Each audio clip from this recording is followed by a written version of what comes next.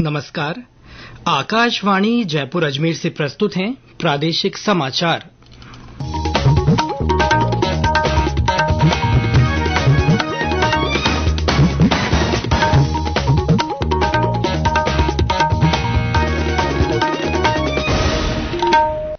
मुख्य समाचार।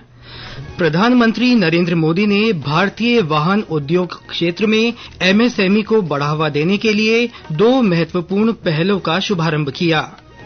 आम चुनावों में युवाओं की भागीदारी सुनिश्चित करने के लिए केंद्र सरकार आज से देश भर के उच्च शिक्षण संस्थानों में मेरा पहला वोट देश के लिए अभियान की शुरुआत करेगी।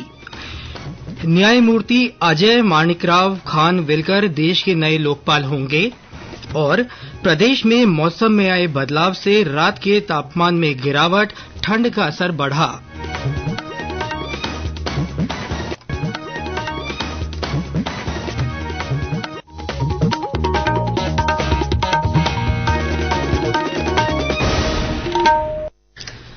समाचारों के साथ मैं सिद्धार्थ जैन और अब समाचार विस्तार से।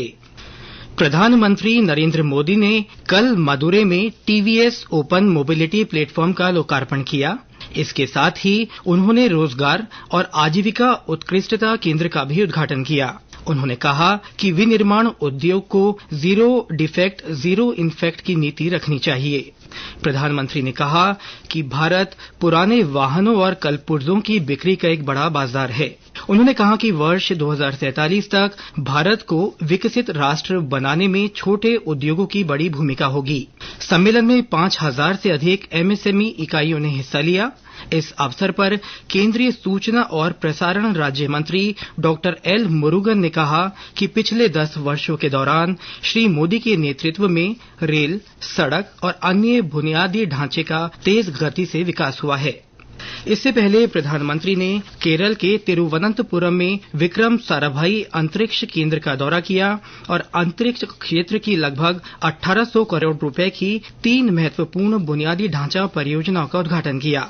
श्री मोदी ने गगनयान मिशन की तैयारियों की समीक्षा की और इस मिशन के लिए चुने गए 4 अंतरिक्ष यात्रियों के नामों की घोषणा भी की। इस अवसर पर प्रधानमंत्री ने कहा कि वर्ष 2035 तक भारत का अंतरिक्ष में अपना अंतरिक्ष केंद्र होगा, जो अंतरिक्ष में अज्ञात क्षेत्रों के अध्ययन में मदद देगा। सरकार आम चुनावों में युवाओं की भागीदारी सुनिश्चित करने के लिए आज से देश भर के उच्च शिक्षण संस्थानों में मेरा पहला वोट देश के लिए अभियान की शुरुआत करेगी। प्रधानमंत्री नरेंद्र मोदी ने देशवासियों से मेरा पहला वोट देश के लिए अभियान में भाग लेने का आह्वान किया। उन्होंने युवा मतदाताओं को प्रेरित करने के लिए भी लोगों से अपील की। इस अभियान का उद्देश्य राष्ट्र के व्यापक हित में युवाओं को मतदान के लिए प्रोत्साहित करना और मताधिकार की उपयोगिता बताना है। यह अभियान 6 मार्च तक चलेगा। आज राष्ट्रीय विज्ञान दिवस है।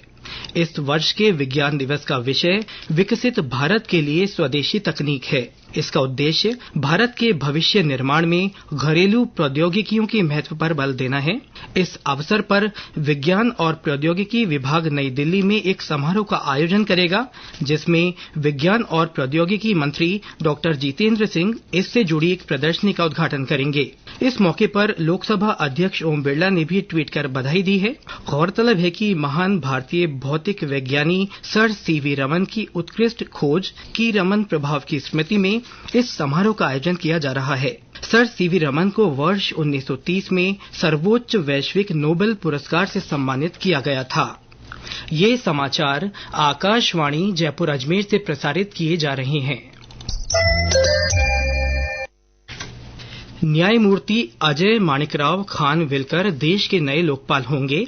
राष्ट्रपति द्रौपदी मुर्मू ने 6 सदस्यों के साथ उनकी नियुक्ति की है। न्यायमूर्ति लिंगप्पा नारायण स्वामी, न्यायमूर्ति संजय यादव और न्यायमूर्ति ऋतुराज अवस्थी लोकपाल के न्यायिक सदस्य होंगे। लोकपाल के अन्य सदस्य सुशील चंद्र, पंकज कुमार और अजय तिर्की हैं। सवाई माधोपुर में आज से जिला प्रशासन, महिला अधिकारिता विभाग और जिला उद्योग एवं वाणिज्य केंद्र की ओर से अमृता हाट 2024 का आयोजन किया जाएगा। इसमें महिला स्वयं सहायता समूहों, लघु उद्यमियों, शिल्पकारों तथा विभिन्न खादी संस्थानों की ओर से बनाए गए उत्पादों का प्रदर्शन किया जाएगा और ब्यौरा हमारे संवाददाता से। रणथंभौर रोड स्थित शिल्पग्राम में आज से लगने वाले अमृता हाट में सवाईमाधोपुर सहित अन्य जिलों के महिला स्वयं सहायता समूह, शिल्पकार, दस्तकार, लघु उद्यमी और विभिन्न खादी संस्थानों के स्टॉल लगाए जाएंगे, जहां वे अपने उत्पादों का प्रदर्शन और बिक्री करेंगे। जिला प्रशासन, महिला अधिकारिता विभाग तथा जिला उद्योग एवं वाणिज्य केंद्र की ओर से 3 मार्च तक आयोजित इस अमृता हाट में सुबह 10 बजे से रात्रि 9 बजे तक सभी का प्रवेश निःशुल्क रहेगा। बैंक अथवा स्वयं की जमा पूंजी लगाकर महिला स्वयं सहायता समूहों द्वारा निर्मित उनके उत्पादों की बिक्री और प्रदर्शन के लिए बेहतर मंच प्रदान कर उन्हें सशक्तिकरण देने के उद्देश्य से आयोजित अमृता हाट उनके परिवारों की आय बढ़ाकर जीवन स्तर में भी सुधार कर रहे हैं। सतीश वर्मा, आकाशवाणी समाचार, सवाईमाधोपुर। केंद्र सरकार की ओर से आयुष्मान डिजिटल भारत मिशन के तहत करौली जिले में मरीजों का हेल्थ रिकॉर्ड ऑनलाइन अपडेट रखने के लिए आयुष्मान भारत अकाउंट बनाया जा रहा है। हमारे संवाददाता ने बताया कि इसके तहत हर व्यक्ति का हेल्थ अकाउंट बनाया जाएगा, जिसमें डिजिटल रूप में व्यक्ति का स्वास्थ्य रिकॉर्ड उपलब्ध होगा। इससे व्यक्ति को अनावश्यक कागजात का रिकॉर्ड नहीं रखना पड़ेगा। यह आईडी बनाने पर 14 अंकों का एक अकाउंट नंबर अलॉट होगा, जिसमें संबंधित व्यक्ति ऐप के माध्यम से अपनी चिकित्सा से संबंधित रिकॉर्ड, लैब रिपोर्ट, डॉक्टर का लिखा, दवा का पर्चा, डॉक्टर नोट्स, इमेज, वैक्सीन इत्यादि डिजिटल प्लेटफॉर्म पर सुरक्षित रख सकते हैं। स्वास्थ्य विभाग के कार्मिकों द्वारा आभा आईडी बनाई जा रही है। लाभार्थी स्वयं भी अपनी आभा आईडी बना सकते हैं। गौरतलब है कि मरीजों के डॉक्टर के पास पहुंचने पर प्राय डॉक्टर बीमारी के बारे में जानकारी लेने के साथ साथ पूर्व की जांच रिपोर्ट मांगते हैं। इससे डॉक्टर को बीमारी तलाशने में बड़ी मदद मिलेगी। इसमें एक्सरे, एमआरआई, सीटी स्कैन समेत अन्य जांचें रिपोर्ट अपलोड किया जा सकती हैं। वैक्सीनेशन का रिकॉर्ड रख सकते हैं और उपचार में आए खर्चा, उसकी राशि, पेमेंट मोड और उसकी रसीद शामिल है। बांकेबिहारी शर्मा, आकाशवाणी समाचार, करौली। प्रदेश में आगामी 9 मार्च को राष्ट्रीय लोक अदालत आयोजित की जाएगी। इसमें विभिन्न अदालतों में लंबित मामलों का आपसी राजीनामे से निपटारा किया जाएगा। इस लोक अदालत के बारे में लोगों को जागरूक करने के लिए भरतपुर में कल राजस्थान राज्य सेवा प्राधिकरण की ओर से जागरूकता रैली निकाली गई। इसके साथ ही जगह जगह नुक्कड़ नाटक का भी आयोजन किया गया। इस दौरान बाल संरक्षण अभियान के तहत बच्चों के लिए बनाए गए कानूनों की भी जानकारी दी गई। और अब मौसम। प्रदेश में आज मौसम शुष्क रहने की संभावना है। बीती रात को कुछ जगहों पर हल्की बरसात से तापमान में कुछ गिरावट दर्ज की गई। सवाईमाधोपुर में एक बार फिर रात के तापमान में गिरावट दर्ज होने के बाद सर्दी का असर बढ़ गया है। वहीं भीलवाड़ा, करौली और भरतपुर में भी ठंड का असर बना हुआ है। ठंडी हवा चलने से लोगों की कपकपी छूट रही है, तो वहीं मौसम तो साफ दिखाई दे रहा है, लेकिन हवा ने ठंड का असर बढ़ा दिया है। लोग गर्म कपड़े पहनने के लिए मजबूर हो रहे हैं। हालांकि रात्रि को आसमान में बादल छाए रहे, लेकिन आज सुबह से मौसम साफ है। तापमान में भी गिरावट दर्ज की गई है। मौसम विभाग के अनुसार 1 मार्च को स्ट्रांग वेदर सिस्टम एक्टिव होगा, जिससे मध्यम व तेज बरसात हो सकती है। शिव कुमार वशिष्ठ, आकाशवाणी समाचार, भरतपुर। IIIT कोटा का तीसरा दीक्षांत समारोह आज रामपुर कैंपस में होगा।